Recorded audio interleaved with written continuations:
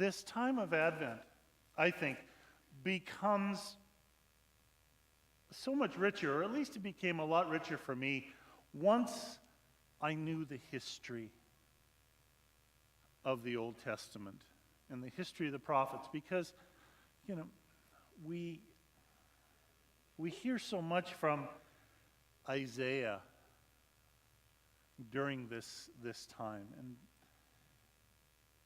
I'm not sure if you're really clear as to what the prophets were about. One of the main events of the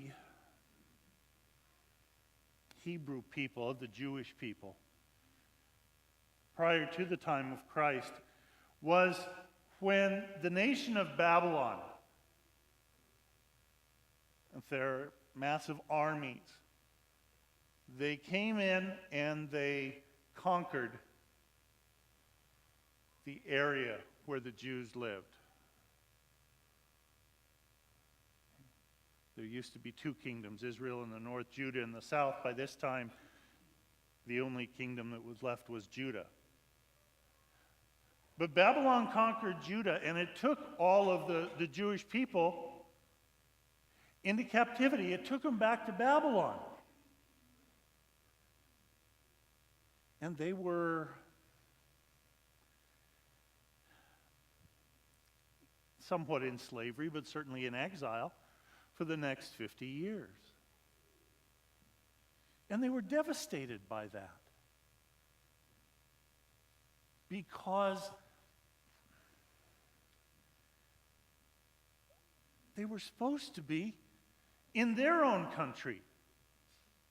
The land that God had given them, the land that was part of the promise of the covenant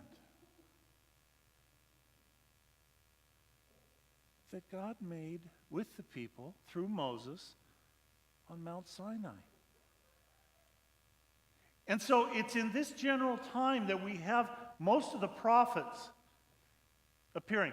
Some of them are before the exile. And these are the ones that are giving warnings.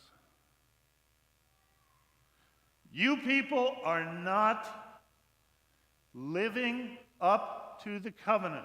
You are not doing your part. You are taking God for granted, and do you really think that He's going to put up with this?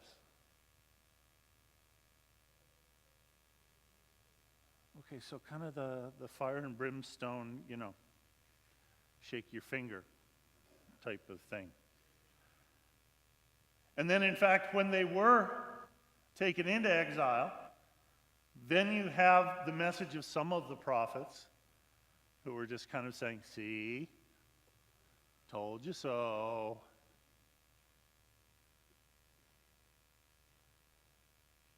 But what we hear during Advent, what we heard tonight, give comfort to my people.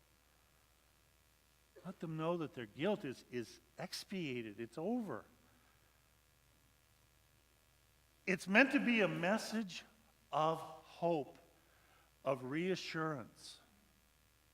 God has not forgotten you. You are still His people, and if you will turn back to God, if you will remember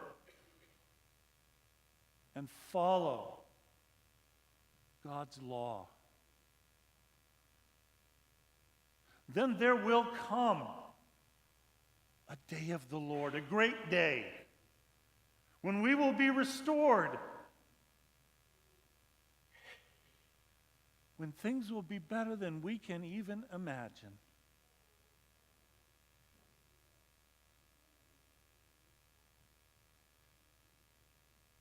That's what we hear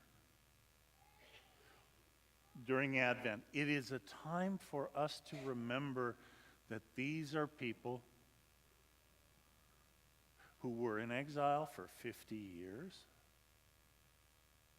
who were waiting for their great leader for 500 plus years before Jesus even came.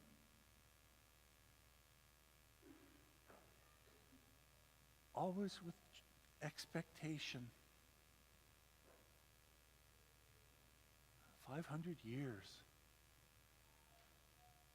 And I get antsy over 7 seconds at the pulpit. We're not good at waiting. We're used to everything immediately. Instant now, as we call it.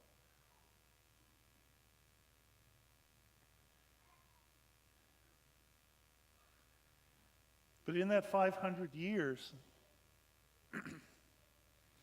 the image of who was coming, that changed or that varied. And we see that in the distinction between John the Baptist and Jesus. John came as kind of the final Old Testament messenger.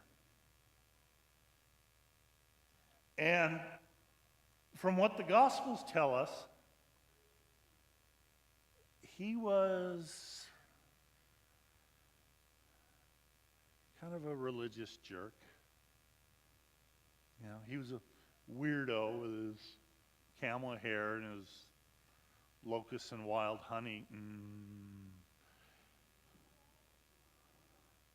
But his message was very fiery. Yes, the one God has promised to send us is coming, and he will establish his kingdom. And it will be a kingdom built on fire.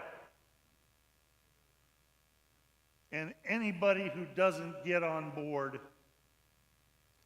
is going to be in trouble.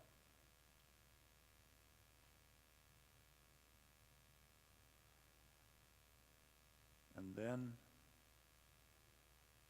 his cousin comes along a little bit later on, proclaiming the same kingdom, the same reign of God, but seeing it in a very different way.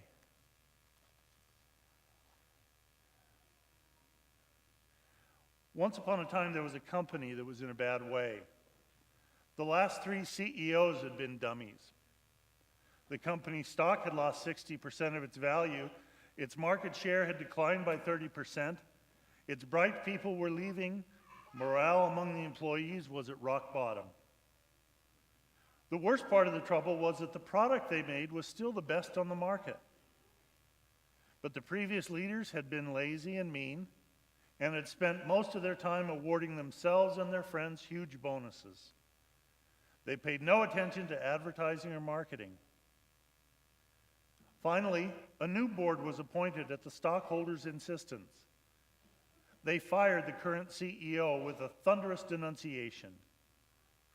They warned the employees that all their jobs and their pensions were in grave jeopardy.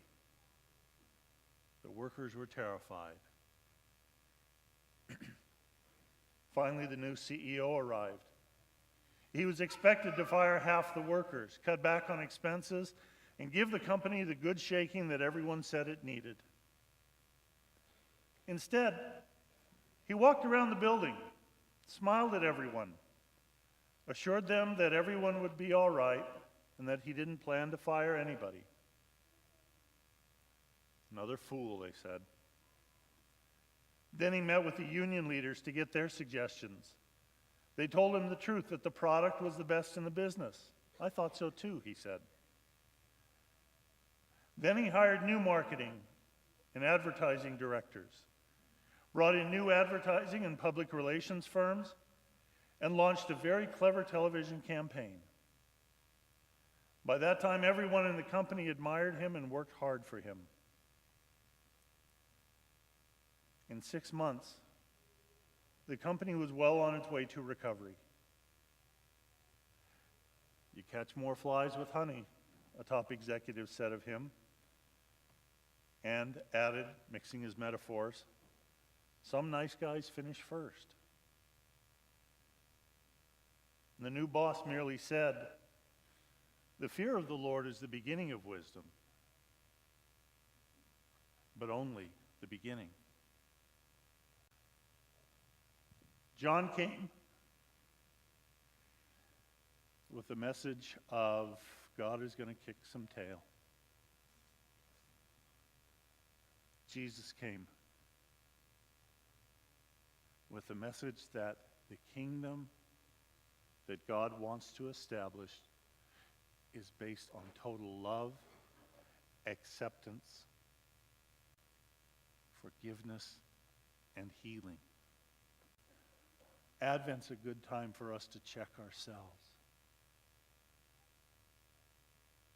Are we people of hope? When it comes to God, is it a matter of trust or fear as we wait? Are we getting more excited? Just like when we were little kids getting ready for Christmas.